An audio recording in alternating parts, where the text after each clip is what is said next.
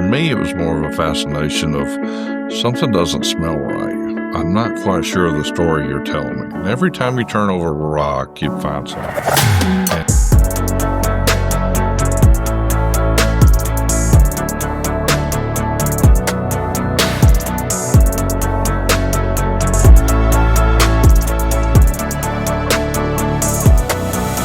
Welcome to Insights with Marcia. I have a very interesting guest today, Dory Wiley. And Dory, you know more about assassinations than anybody I know. But today we're specifically about JFK. But first, would you tell everybody a little bit about yourself? Well, sure. Well, thanks for having me on here today. I enjoy the visit, and I'm looking forward to it. I grew up in a small town out in West Texas, went to school at Texas Tech, came to Dallas, went to grad school at SMU, and been in banking and investments ever since. I'm president and CEO of Commerce Street Holdings in Dallas, and we manage institutional money. We're working on pension funds for the city, Awesome. things like that. Also manage people's money, foundations, endowments, and then we help people almost like a broker in a house, help people buy and sell companies, from small companies to billion-dollar companies. We're probably known more than anything else for banks. We're the number one investment banking firm to banks in Texas and the Southwest for the last 29 years and top 10 in the country. So we're That's quite an accomplishment. Yes, It keeps me busy. Pays for all the books that I buy on assassination. Well, everybody in the world is fascinated with the Kennedy assassination. I think he, in my opinion, was a president that touched so many hearts. He was young. He was a dad. His wife was gorgeous. He was quite dashing. And then just such a horrible thing to happen right here in Dallas. So a lot of people, there's some people that say, oh, it was a conspiracy. And there's still a lot of people that said, no, one guy did him. So what do you think? Well, I try to educate people, and like you, there's a fascination with this Camelot image, which a lot of it was kind of manufactured by Jackie after he passed away. And, but the fascination for me from his, what he stood for in presidency, that began much later for me. For me, it was more of a fascination of something doesn't smell right. I'm not quite sure of the story you're telling me. And every time you turn over a rock, you'd find something. And so 63 years later, we're still finding things under the rocks, new things all the time. It's amazing, even with these new files coming out. So it's, other than, killing Christ, it's probably the most interesting murder in all of history. And most of the majority of the Republic, even by the time the Warren Commission came out in 1964, didn't believe it. And they haven't believed it since. Now, there's been a consistent narrative run through the media, at least mainstream media, that Oswald did it. But when you see that the majority of the Warren Commission members didn't believe it, wow, LBJ didn't believe it, Nixon's on record that he didn't believe it. We've had 2 trials that most people don't know about. They didn't believe it. We had the House Select Committee of Assassinations, and they ruled there was a conspiracy, so they didn't believe it in the 70s. The Church Committee didn't believe it. Schweiker's committee didn't believe it. And Assassinations Record Review Board in the 90s didn't believe it. Wow. So it's kind of interesting. It's like, well, none of these people believed it, even in their own work. Who's pushing this Oswald narrative? Yeah. And that's often shocking to people to hear that. So when they say they don't believe it, what are they doing to try to find who did it? Well, that's where the what I call the JFK research community, people who have nothing else better to do, I guess, than research the assassination, has been going on for 63 years, ever since he's been assassinated. So there's hundreds, if not thousands, of people that do research and uncover little facts, and they share it.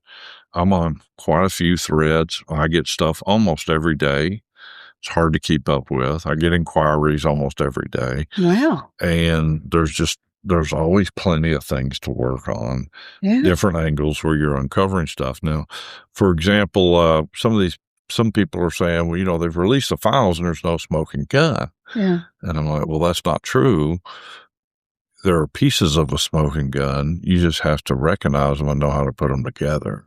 Mm. It's sort of like a giant jigsaw puzzle in a hotel ballroom. We may not have all the pieces, Yeah. but we have enough pieces where if you climbed up on the chandeliers and looked down, you can see what the picture is. I like that analogy. So since these newer files, they were released already, right? Mm-hmm. What did you think was interesting in those that we didn't know? It's sort of what's in there and what's not in there. And we still have redactions. And they're not supposed to have any redactions. No. Now, you got to remember, when this came out in 1964 with the Warren Commission, the president and the commission ordered the file sealed till the year 2039. No, I didn't know it was that bad. That So bad. everybody had died, right? And they wanted sealed that. Well, now, why would you do that?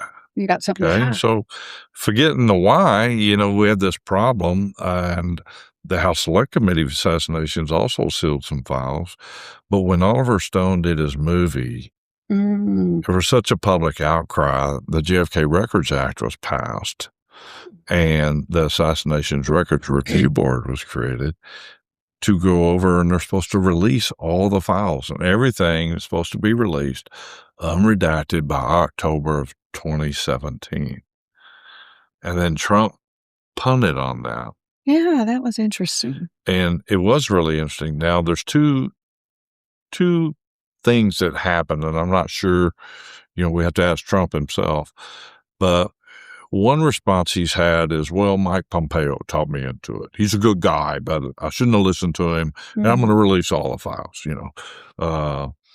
So, we're blaming it on Pompeo, which would make some sense because the CIA is going to say, we don't want to release all this, national security, blah, blah, blah. I don't know that Cuba is a big threat to us or what the national security issue is, but they'll cry either national security or methods and procedures. The other one was this Italian Judge Napatino, or whatever his name is. He said that he was talking to Trump about this issue on the phone. He says, hey, Mr. President, why didn't you release the files? And he said he got a very sharp answer out of it. He said, if you saw what I saw, you wouldn't have released them either. Wow. And that's the judge's response. Wow. I don't know what the answer, but that does make sense to me. Yeah. And I'll tell you why. Many people are pretty convinced, and it's easy, we can go through it, to talk about how there was a conspiracy or more than one gunman. It's pretty easy to prove that Oswald was innocent. He didn't fire a rifle that day. He passed a paraffin test. He's got several witnesses where he wasn't upstairs. So he claimed he was a patsy. All of these different things. He passed, if you use voice stress analyzer tests on the recordings he has, which are more accurate than polygraphs, he passes. Wow. He's telling the truth. So it's pretty easy because and then all the evidence against him wouldn't hold up in a courtroom. But then what's happened over the years, you move from, okay, there were multiple gunmen. Who was involved? Was it Cubans? Was it the mob? Was it rogue elements of intelligence or CIA or what? And I think most people have kind of moved to that. It's harder to think the worst fear. What's the worst fear? What's your worst fear on that? My worst fear would be a lot of high up people in government caused it, and then you would doubt government forever. Exactly. That's a hard thing to come to terms with. Yeah. We're all Bible waving, flag wearing, Boy Scout, Girl Scout people, right? Yeah. We don't want to come home and think, oh, my sweet little mother is an axe-wielding murderer. Yeah. Right? Yeah. We don't want to think that about our government either. Right. And I think that's what Trump was faced with, because we can now lay out the evidence with memos, motives, timing, all these pieces I'm talking about, to where it actually turns out to be a totally government orchestrated hit and cover up. And nobody wants to learn that. No. Nobody wants to hear that. They want to stay in fairyland. That's an ugly truth that we don't like. Yeah. There's actually some arguments. I hate to use the word rationalize, but I can empathize with why they did it, which is interesting if you want. I do. Why would that be? Because the why is more important. Yeah. We can talk about shooters over here and then the ballistics and all that stuff's very interesting, the autopsies and this and that. But at the end of the day, if you're going to combat what the author Jim Douglas calls the unspeakable evil, right, behind the curtain, killing our leaders, if we're going to confront that, then we have to know the why. Okay. And the why varies depending on who's involved. For some people, it's power. I would bet that's the majority of the time. Power. People get seduced by power more than we can really understand because we haven't been that. That power is extremely seductive, and I'm glad I'm not tempted with that sin. Another one is enemies, right? So if we look at Trump, did he have any enemies? When he was fired at in Butler, Pennsylvania, you're like, well, who was it? Was it Democrats? Was it Republicans? Was it the FBI? Was it the CIA? Was it Iran? Was it, could have been a whole lot of people. Yeah. When you have a bunch of enemies, though, you create allies that can work together. And that makes it even more interesting. Yeah. And JFK did that in spades, perhaps even more so than Trump. Now, we tend to maybe not appreciate that today because he's a charming, good-looking president with this, that, and the other, and Trump's a little bit gruff, New Yorker, not somebody you want to go on a world cruise with probably, but, you're either happy or not happy with him in the White House. But JFK was different. He was actually, to the general public, a lot more appealing. But behind the scenes, no, sir. Really? He made mortal enemies with the mob because the mob put him in office. His dad was really tight with the mob, was a very crooked guy, and they helped put him in office. And then JFK and his little brother, Robert, went after the mob in spades, and they thought they'd been betrayed, and they did not like that at all. Don't mess with him. FBI, same way. He was after FBI, J. Edgar Hoover, ready to get rid of him, forced retirement, and J. Edgar Hoover was stacking up all this stuff on him with his philandering and things like that, trying to get even. The CIA, he went to war with the CIA, absolute war with them, which is really dangerous. Fired the top 3 guys from the CIA after the Bay of Pigs. And then lastly, the military-industrial complex.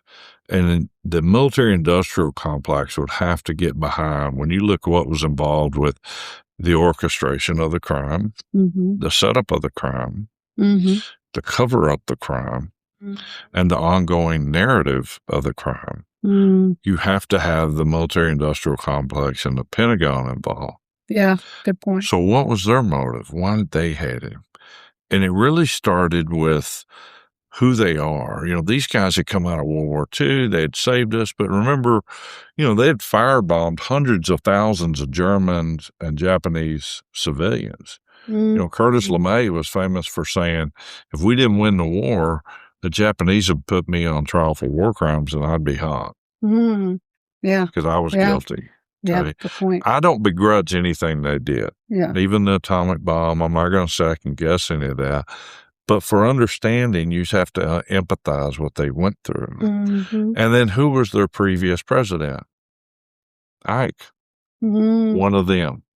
Someone they had complete respect for.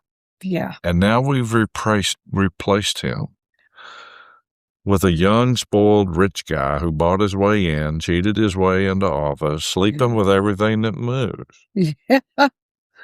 and is Really? trying to disarm us and the Soviet Union, the nuclear arms. Yeah. He doesn't back us when we set him up at the Bay of Pigs. He doesn't work with us on the Berlin crisis. He's trying to undermine us in Vietnam and Indochina and other places. Yeah. That we were working. He doesn't listen to us. He took the power of the nuclear button away from us and put it in the president's hands. Most people don't realize that. No, I never realized it was. And he set up his own his own communications. Wow. With Khrushchev. Ooh, I bet they really didn't. They didn't like that. Now, think about that. You can empathize with that, right? Because you're kind of like, if you're one of them and you see all these things happen.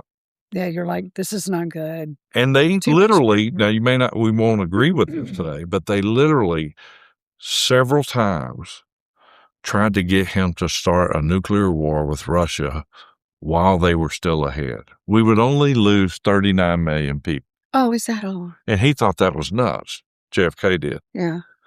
But they did. That's how serious it was back then. Remember we used to crawl under desks and hide as if that would save us. Yeah.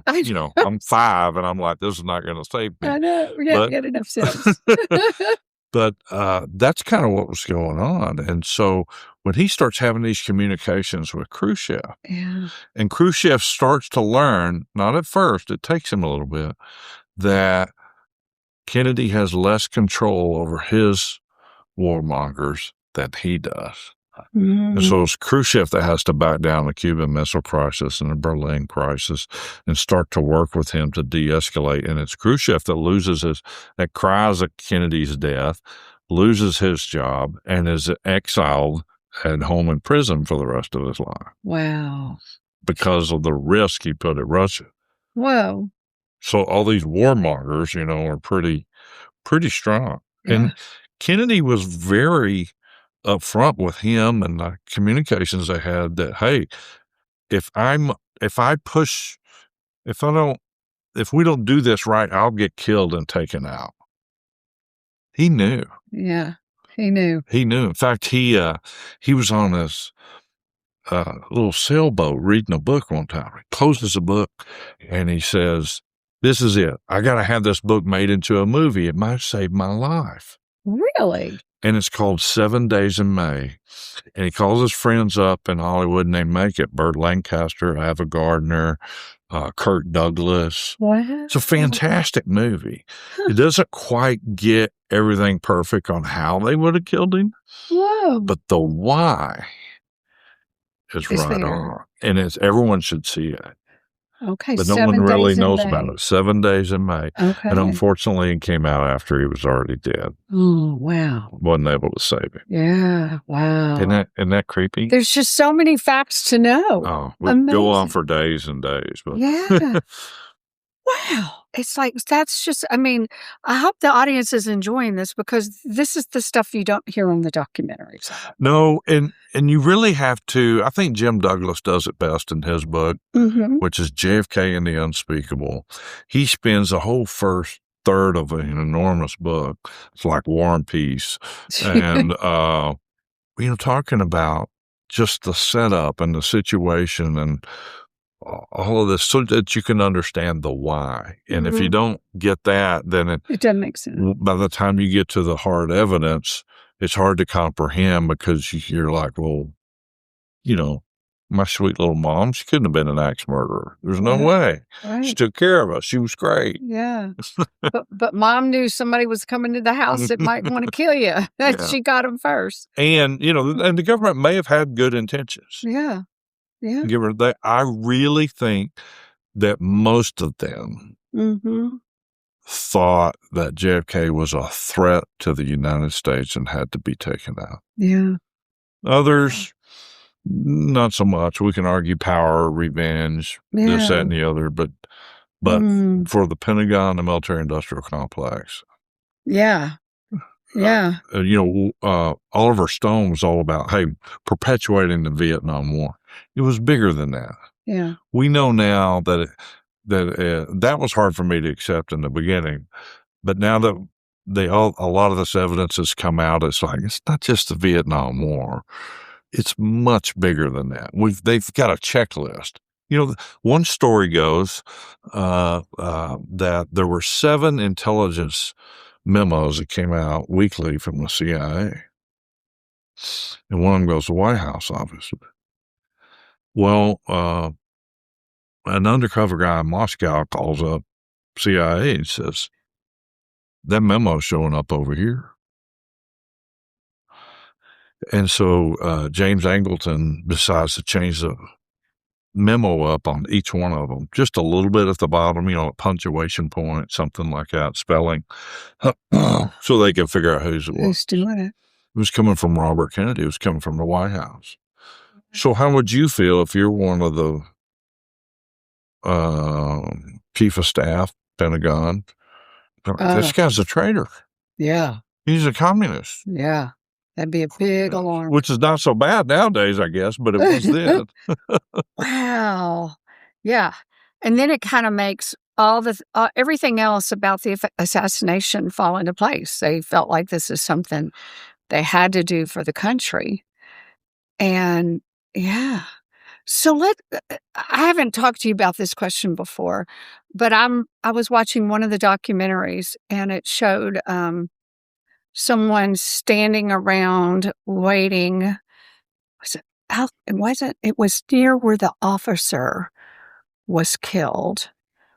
And he became a very high political figure later. Did you know? Oh, gosh. It could have been. I mean, there were a whole bunch of them. Okay. Okay. Well, this one was Bush when he was head of the FBI. When he head of the FBI at the time? Now, George Bush was, we do know, we have memos that he was in the CIA. Okay, CIA. And now they tried to deny that, but okay. I mean, Yeah. it's kind of the duck question. You know, it's a look, quack, talk. You look at the memo and the evidence, okay. Yeah. And then there were people, and there's some still alive that I visited with that met him while he was in the CIA. Really? So I think that's probably a given. Now, the big controversy was when he was being appointed director of the CIA under Gerald Ford, the Congress was upset because they were like, well, he has no experience in the CIA. You're just appointing a civilian. Well, it turns out he did, and he lied about it. Oh, wow. Yeah, so he became director of the CIA in 1972. Okay. So now we'll get into a little bit more of the assassination attempt.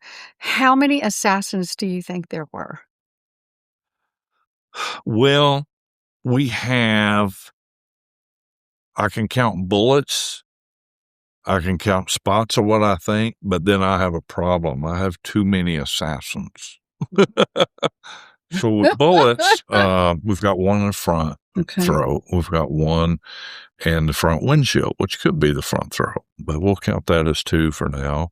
We've got one here, Can we count? 3, 2 in the back, 4, 5, 1 in the back, 6, 1 in the dashboard, 7, 1 Stemmons Freeway sign, 8, 1 in the sidewalk, 9, 1 over by the sewer, which the mark is still there today. Wow, 10. Sewer main cover, and that's 10, and then 1 hits the street and hits James Taken. So that's at least 11, maybe 10, if you say the windshield and the throat are the same. And then what I think happened is we have 2 Grassy Knoll shooters, one on one end, one over in the short corner of the fence, one over on the second floor of the Daltex. That's 3. Now, when I say shooter, it could be shooter teams because you have a spotter with them. Oh, right. So that's 3. Then one top of the Daltex, one top of the records building. That's 5, and then one on the South Knoll. So it'd be 6 teams. But I have about 15 names. Seriously? Yeah, so that's the problem. Wow. Now, some of those could have been grouped, and some I feel more certain about than others, but I can't rule them out. So I wound up with 15 names. Dadgum. And did anybody ever in the crowd say, I saw a shooter? You would think all these people, somebody would have said something. Yeah, majority of them pointed to Grassy Knoll. Okay. But as far as seeing a shooter, not many of those. Some I saw a figure up in the window, or I saw people over in the second floor window. But no, not a lot of witnesses. Okay. Now, one of the shooters tells me that one lady saw him. So you've talked to how many shooters? You've talked to some of the shooters. There's one that's still alive. I spent 3 days with him in August. I bet you did. And Tell me. Did a live Teams interview with him. Where people could dial in and listen to him. I had that recorded. Oh, I'm happy to send it to you. Yeah. He's really interesting. It's hard to prove exactly who he is.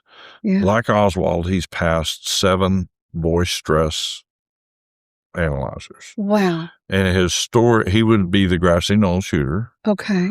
And his story was his mother was part of an Office of Naval Intelligence breeding program, kind of like Germany did, where they paid mothers, mixed up a test tube. And when he's 8 years old, she's busing him by himself from Chicago for 6 months a year to Camp Hero at Fort Montauk on Long Island. And he says that's where they started training me. He goes, they trained me in all my schooling, math, calculus, artillery, hand-to-hand combat. He goes, by the time I was 10, I could throw a knife, 20 times at your heart from 40 feet away and get you every time. They teach me 69 points on with your hand, all this stuff. Oh, I'd love to hear But he's growing up in Chicago, and he's growing up with the mob as well. Oh, my gosh. Talk about grooming. And when he's 18, he goes to Laos, 82nd Airborne. We can prove he was in the 82nd Airborne. The head of Operation White Star, which was a clandestine operation headed by Fletcher Prouty, he verbally committed that he was in there. But the problem is his birth certificate says he died at birth. He doesn't exist. Wow. So when they create these assassins, think Jason Bourne, they don't exist. He's not supposed to be alive, Wow. And he was in prison in the 90s, and an FBI guy discovered him. I visited with this FBI guy quite a bit.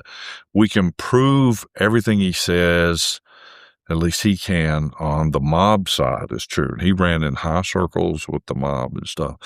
But he had to check in every day on a call for assignment with one of the head guys of the CIA, David Atlee Phillips, and who was also Oswald's handler. And sometimes he had assignments and sometimes he didn't. Just checked in with him every day. Anyway, his story is he's called to come down to Dallas with Chuck Nicoletti, one of the assassins for the Chicago mob. And Chuck brings him down. They have guns and this, that, and the other. And he checks in the hotel. I give you a short version. Oswald drives him around. He knows Oswald, had met him before. They also meet with David Atlee Phillips together the night before. He meets with Jack Ruby the morning of. They get passes and things like that for Dealey Plaza, a map. And he is the Grassy Knoll shooter with a gun that's called a Remington Fireball, 221 Fireball. It's a hand rifle. I have one. It's really interesting. It was designed by Remington for the CIA. And it's about this long. And it looks like a pistol, but it has a scope on it, so you can just hold up. It's it's like a extremely accurate pistol. It's incredible. Wow. And that's what he said he used. And he goes through his whole story and what happened. It's very cold and matter of fact. He's kind of a scary guy. Yeah. Except for the fact he's been visited by Jesus Christ twice in jail. That's nice. Yeah. But when he's talking about all this stuff, he told me some stories in August that he hadn't told anyone. And what he did, I would tell you, it's like taking Jason Bourne and Rambo and putting them together and multiplying it by 10. My gosh. He's that incredible. And when I told him that, and he said, well, it's a little bit different. I said, what? And he goes, well, in the movies, it takes a lot longer to kill somebody than what it really does. Jeez. Wow. Yeah. So, anyway, the naysayers, because it's an incredible story, you will say, well, we can't necessarily prove he is who he is either. So, but there is probably about 25%, maybe 30% of the researchers out there that believe. No one's been able to discredit him. Yeah. And he really doesn't read or have a library or anything. And he just tells you all this stuff. And you can try to trick question him all you want to. It doesn't work. Wow. So let me back up, because his mom worked in that office. Like, did she? So he's one of many of these kids.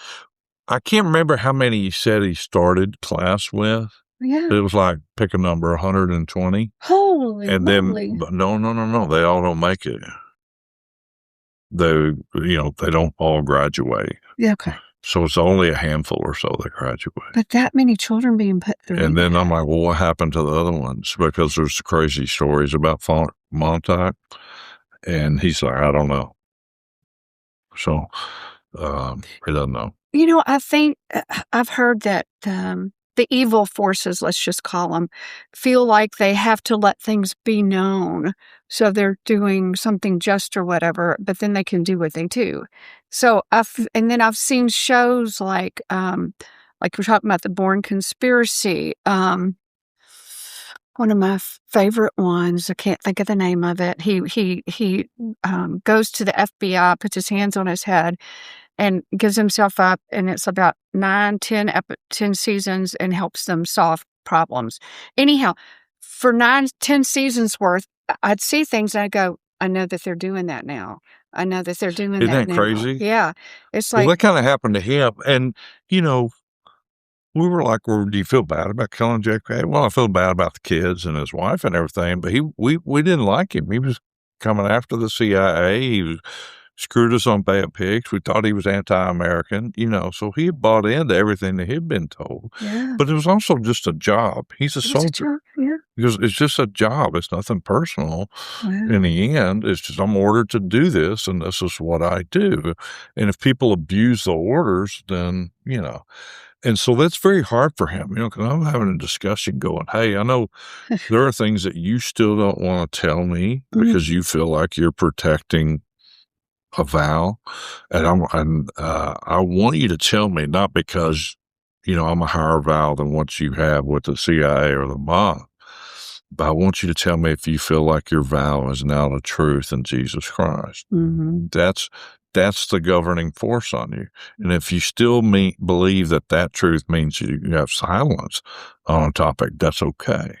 I go, but it's not okay if that's not the governing force, because that's important, because, he's starting to see where people either were wrong or got off track. Sometimes people are just wrong. Right. Right? I mean, what did the whole military industrial complex miss? This whole concept of mutually assured destruction. JFK's the one that brought that to our attention. Before then, it was nuclear war was winnable. Yeah. Yeah. Right. Okay. And we're still struggle with that a bit today. We're still tempted with this nuclear warhead type stuff, and it's not winnable. No, it's not an option. And, so I do think he had this thing in his movie. Like, he had a situation where he had, I think, 60 some odd guys. He was trying to get out of Mexico, and the plane left him. This guy that you interviewed, the plane left him? And his team. Ooh. And which means they left him for dead. And so he turned around to his team and said, we're going to have to go all the way across the continent. I'm going to try to get us all out. And when we do, I'll get even. Yeah. What he says he did is he came to Langley, Virginia, CIA headquarters, went to the guy's desk and blew his brains out. No. Wow. And the guy, he came in, he goes, it's just a job. It's not personal. I had to do it. Blew him out. He said, I promised my team I'd take care of this. That scene is in a movie. I think it's called Clear and Present Danger. and they hadn't talked to this guy. So where'd they get the idea from that? Right. Where'd they get, because it happened. Yeah. Wow. Oh, this is fun. What's the guy's name in Clear and Present Danger? He played in the Ark of the Covenant movies.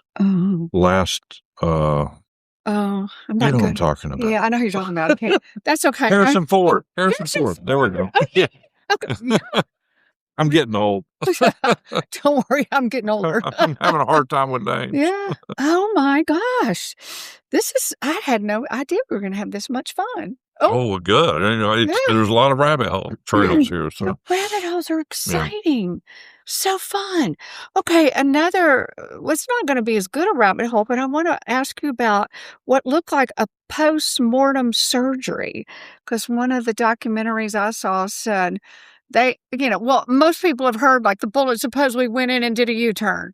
Well, I'm sorry that doesn't happen, but what can you tell us about post-mortem surgery and what they might have been trying to do? Well, we have to start with what happened with the bullets, right? Mm-hmm. So a bullet went in the back 5 1/4 inches below the neckline. Now, the Warner Commission tried to say, thanks to President Gerald Ford, he rewrote it. He's not a doctor or anything, and said back of the neck, that the bullet entered the back of the neck. Just changed the wording. When it was in the back. He has no medical expertise. It was in the back 5 3/4 inches below the neck. Oh my gosh, that's changed the wording, which is a big deal because that enabled them to say that the bullet went in here and out here and then did a loop-de-doo and then into Connolly caused 7 wounds, etc.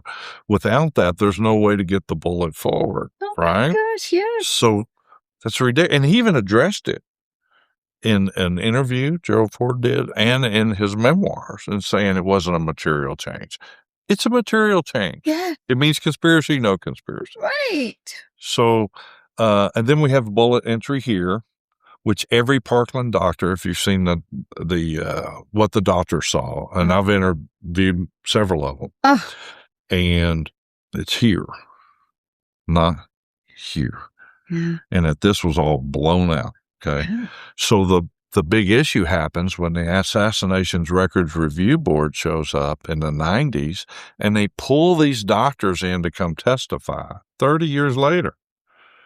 And they start seeing these autopsy photos and they're like, those are fake. That's not how he looked like. None of the nurses, none of the doctors, none of the witnesses saw this in Dallas. Something happened. Whoa. And then, like you said, there's some people that testified, looks like he was operated on and done this to and that and changed. And then there's testimony from some of the bodyguards that were pallbearers that were handling, there's 2 caskets and they switched them and what's going on. Yes. And, we'll be here for 2 days talking about it. But the point is there was a cover-up. William Pitzer, the photographer, was murdered. They made it look like a suicide. This is a shame. Colonel, family, wife, and they said it was a suicide. It wasn't a suicide. It's a whole murder case. One of the coolest. Do you watch murder cases in court TV? Yes. My wife does too. And just for the record, if I die, it's not a natural cause. Okay. She's an expert. She watches every one of those things. And all women do. I don't know why. Now, if I walk in and it's on, kind of like Lifetime, if it's on more than 15 minutes, then I'll get hooked. But I'll try to turn it. I would love to do a series for all the women of the 150 murders that we can minimum. Some estimates are 300 associated with the Kennedy assassination. That was going to be my next question. Oh, it's incredible. It's absolutely, it's as so interesting. sad. And William Pitzer is one of them. And it's a sad story, and, but anyway, they took his photos and this, that, and the other and changed them and forged photos and the whole bit. And there's some really good documentaries and books and things on that. The best authority is Doug Horn. Who was on the Assassinations Records Review Board staff. He's written some really, really good materials and YouTube things on it. He has the best stuff. There's some discrepancies out there what people exactly think happened. I tell people, don't get too caught up in it. The bottom line is, frontal exit, unanimous in Dallas, and all of a sudden it's not. Yeah. You can't cover up stuff in a naval hospital. Yeah. Without Joint Chiefs of Staff involvement. Wow. The mob can't do that. No. Russia can't do that. Cuba can't do that. Right. Oswald can't do that. Yeah. Yeah. So Oswald was on the same team. Even the FBI can't do that. Oh. That's a military hospital. Oh. Wow. Because there are FBI agents that were in there that are actually give helpful testimony to the fraudulent autopsy. Dang. Wow. Okay. Did okay. Being a nurse practitioner myself, did any of the doctors or nurses happen to commit suicide? Did they get any of them? They were threatened. One guy his name was Don Curtis, and he was in there and he operated on the president. I met Don because he was on the board of a bank that I was selling in Amarillo. Mm-hmm. He didn't want to talk. Mm. But the CEO was saying, talk to him because you're JFK. He was there. I was like, I really don't know much about him because he never talks. And then I'm teaching Sunday school one day, and his granddaughter here in Park Cities Baptist, and granddaughter comes up to me and says, hey, I know you talk about JFK. He wants to talk. She connects me. And so this had been years later, maybe 8 or 10 years later. So I visit with him. He decides to come speak for the first time since then at one of the conferences I'm holding. And he gets this big prepared speech. Wow. I was there. Entry wound, just like everyone else. They've been lying about this for years. I've been terrified for years. I testified at the Warren Commission. They threatened me. They bullied me. They tried to change my testimony. I moved from Dallas and went to Amarillo. Wow. And decided to never talk about it. Wow. Well, when Anna Paulina Luna started her committee to open these records, they got a hold of him because he's the only doctor left. Mm. And he went to testify, and he was terrified. He called me the day before and said, I don't think I'm going to go. And I'm like, Don, you have to go. You have a duty. You've got to go. He goes, well, they're not going to do anything about it. And I'm going, that's God's problem, not yours. You have a duty. You go report the truth, and you let God worry about the results. Yeah. Yeah, which is an old story I picked up from John Quincy Adams. I think I told you about when we met. And he went, and he did a really good job. He was nervous, though. He was very nervous. Yes. Yes. Bless his heart. But I bet. Because some people are still being threatened. Still being threatened. I'm under an NDA on one thing I can't talk about, and she's been really threatened. On another one, I'm not under an NDA. Her dad, and she's talking about it, but she's getting threats. And she's still talking. She doesn't care. She's tough. Her dad was a probably the highest level photographer, film guy for the CIA and the FBI. Mm. All those jobs you think you want that you don't want. Super top secret guy. Yeah, they kind of trapped him into all this stuff, helping to plan, moving plans around Dallas, this, that, and the other, work on the assassination. I've been to her house. I've seen, she's got a whole trunk of, first generation pictures and film and this, that, and the other, people getting killed and assassinated and stuff like that, but not JFK. Mm. But he says, he told her that he filmed it for the FBI. No. And the strange thing is she's had inquiries from around the world of people that said they know about the film or have seen the film. And if she has it, she better watch out. Ooh. But she doesn't have it. Wow. Yeah, I'm like you. You think they'd just be over that by now, But they're not. She's had her tire slashed. She's had calls from FBI people threatened. I know another guy from the CIA that was there in Dealey Plaza that day. Yeah. He's got a new book coming out in March. He's not written it since 1963. He was there. Mm. He was a pilot. He flew some of the assassins unknowingly into the Dealey Plaza that day. And his story's incredible. And they've been trying to discredit him for 63 years, but they haven't Wow. been able to. But his story is really fascinating. Wow. And he still gets knocked on his door about once or twice a month from the FBI. And he just doesn't answer it. He says, I don't want to talk to you. Wow. Well, in this time that we're living in, and so much is being uncovered. You know, we have the Epstein files, we have voter fraud, so much. We like we said at the beginning, we all want us to not know that grandmother can be a mass murderer. But do you feel like maybe it's getting to be time that this stuff came out so that if it's not seen, we can't get rid of it? Or do we still just... It's easier to talk about now than before. Yeah. So if I get in front of a book club or a podcast or whatever, Yeah. people aren't quite as shell-shocked as they used to be. Yeah.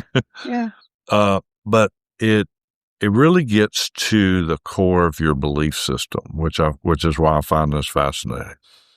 You know, sometimes my wife will wake up in the middle of the night, she's on Twitter and seeing all this stuff, and she's having this terrible, blah, and I'm like, God's still on his throne. Mm-hmm. And he always has been. And man's been messed up for a long time. So as much technology as we can develop, we haven't developed any skill set in managing our vices, which is a shame, but it's also, it realigns us to realize, you know, hey, we should be dedicated to truth. Mm-hmm.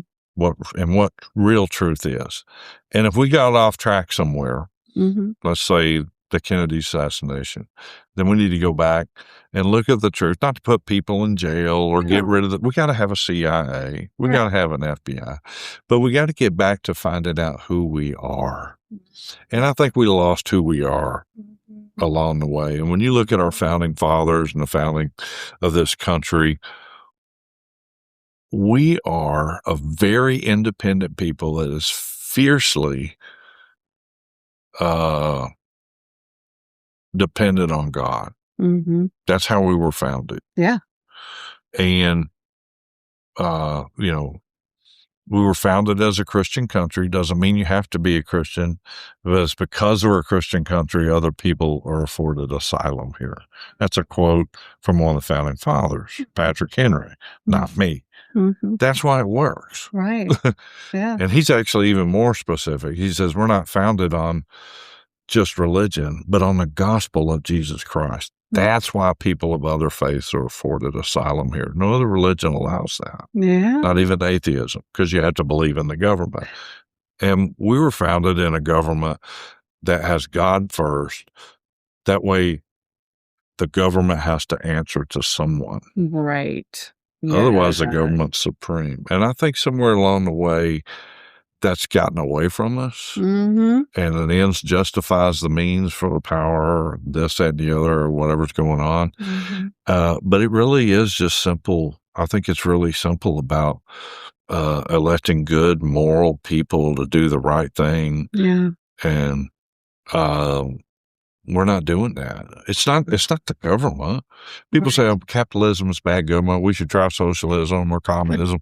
Well, those don't work either. It's kind of like Churchill used to say, you know, capitalism's a terrible way to run a country. Unfortunately, it's the best one we found. You know, but if you can found that capitalism on a system of morals, which is what this democratic republic is, and we're not a democracy, right? Then it works. The founders hated democracy. They used to call it a mobocracy. If the mob thought murder was good, then murder was good. If the mob thought robbing the treasury was good, then they robbed the treasury. You know, there's no accountability in a democracy, but there is in a republic. Mm-hmm. And so it's fascinating because I'm like, well, we don't even really know that. And until we go back and find out who we were, we're not going to know who we are. Right. Right. And I'm hoping with this anniversary of the country, we're going to be hearing a whole lot more about our roots and where we started. Wouldn't that be great? Yes.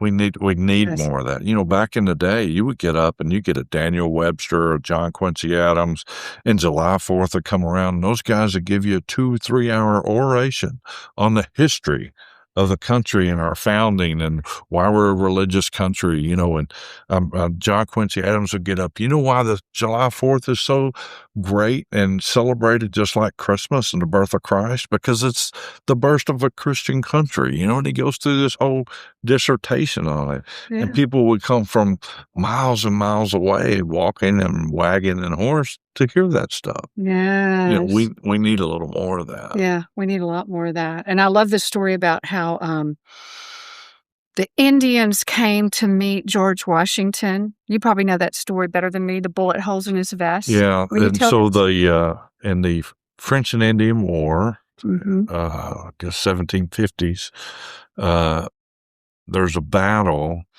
and General Braddock is killed off his horse. They're all marching down the road, and they're attacked from both sides, guerrilla style. And everyone that was on a horse was shot off, except for Washington. Mm. And he had like 4 or 5 horses shot out from under him, 5 or 6 bullet holes in his coat. And, you know, he writes a letter to his brother, because I have no idea how it survived, but he says it real eloquently, you know, about all its dispensations, its providence, of course. And he gives God the glory on all that.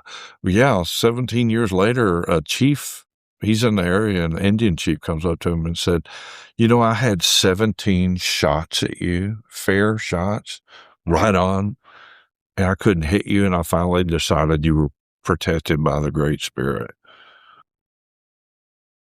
It's kind of wild, isn't it? Yeah, I love it. It says we were born. But they used to do that. They used to tell those stories, you know, when Ben Franklin called for prayer in Congress, the first prayer, arguably one of the least religious founding fathers, he gets up and makes one of the best speeches you'll ever hear in the history of this country. They're fighting about representation, how to do the House and the Senate. They're at each other's throats, you know, like politicians are, no different than today. And he gets up and says, well, you know, we need to go around and pray in the city and calm all this escalated fears. And they do that. And then they come back and when he's calling for this prayer, it's a real appeal to God. He's like, you know, we met in this same room when we were calling for God's intervention to save us from Great Britain. And yet now we think we can build an empire without him. You know, if a sparrow can't fall to the ground without his notice, how does an empire rise without his aid? Wow. And he goes through this wonderful speech about calling for prayer. Yeah. And he says, well, you all were here, you know, back in the Revolution, and you saw all the miracles that he did for us. Yes. But now you think you can do it on your own? Mm-hmm. We need prayer. Mm-hmm. And like Washington, I believe he made sure every one of his troops had a Bible. Yeah. We were raised. The very first book published by the U.S. Congress was a Bible. Yes. It's actually a big collector's item now, too. If you can find I bet. They're very expensive. I bet. And so people, they don't know that part of the history. They just think, oh, we have to separate church from state. No, that's not even the way that really goes down. Separation of church and state was something that came from a letter to the Danbury Baptists by Thomas Jefferson in 1801. And he's saying, one, I wasn't even there. I'm not a constitutional authority. He was in France. So he didn't write the Constitution. But he said, you don't have to worry about, you know, denominational preference, which is what that was about. The Baptists were worried about being excluded as a denomination preference like they had in England. They had a Church of England, right? Yeah. Episcopalian or whatever. Not here. We're not going to have that preference. But it had nothing to do with not being a Christian country. Right. In fact, Congress, the Supreme Court, the House of Representatives, the Senate, and the Supreme Court all did studies. And the Supreme Court had a case, Holy Trinity, I think in 1892, where all three of those, 2 studies and a court cases, concluded we were a Christian country. And they went through and listed all the reasons why. But it's not that it's a bad thing. People will think like, well, why is that's a bad thing? It means you have to be a Christian or we're going to kill you or kick you out of the country. It doesn't mean that at all. No. It means we have a moral code. There you go. You have to have a moral code. Or you're not. My dad told me this years ago. He goes, well, every country that was ever founded was founded on a religion. It may be secular. It may be governmental. It may be the king. It's a belief system in something. That's true. Once you kind of come to recognize that, then you can sit back and go, okay, we're going to form a country today. What religion are we going to pick? Yeah. And the founders picked Christianity, even the ones that weren't very religious. Yeah. As Franklin said one time, if men are so bad with Christianity, imagine how bad they'd be without it. That was genius. That was good. Genius. Well, I can't thank you enough for all the great insight and thoughts. And we're all going to be going round and round with this, thinking that through. And what do we really want? Do we want the truth? Do we want a fair? Do we want a red pill or a blue pill, or what do we want? Isn't that something how scary close that is to the Matrix? Yes. Yes. It's like those shows they've got. Yeah. Yeah, that was the genius movie series. Yes, it was. But I want everybody to stick around because Dory and I have another topic we're going to talk about briefly that you can see later in the week. And I just am so thankful for all the studying and reading and visiting with people and just everything you've learned. And I know you know more than just JFK and your willingness to share it with people. It's Happy to anytime. Thank you for visiting with me. Thank you very much. So we'll see y'all next time for Insights with Marcia.